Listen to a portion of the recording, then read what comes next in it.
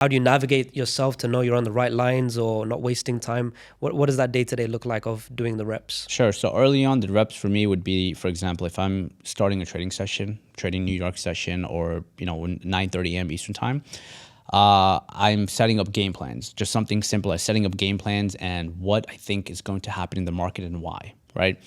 And then after the session is done or I'm done trading, just going back to that game plan and looking at how the market actually, like what actually happened. Just comparing that one kind of situation day by day helped me grow, helped me learn, right? Helped me learn, oh, wow, a week before big economic news is about to hit the market, we typically see flat action because big players are on the sideline.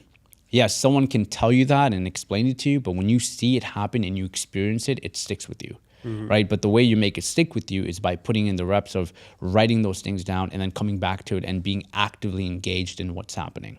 So doing something as small as that, doing things as terms of going back to my trades and looking at them, right? And being honest where I've had days where I've made tons of money and I've gotten purely lucky, like purely lucky. And when I say luck, I mean in terms of there was no systematic approach to that trade. It was just something that made sense in the moment that I thought made sense. But then when I go back to it, I'm like, well, it didn't fit my game plan. It didn't fit my playbook. It didn't fit any criteria that I had.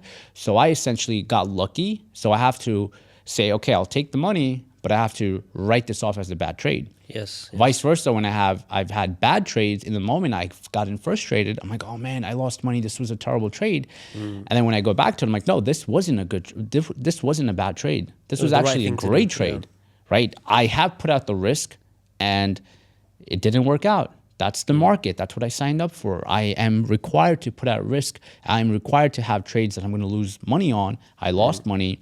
It was the appropriate amount that I was willing to lose based on my account size, based on the trade I was taking, whatever the case is. And it just didn't work out. And there was nothing that I could do in this predicament to make it better. And I have to learn and live with that.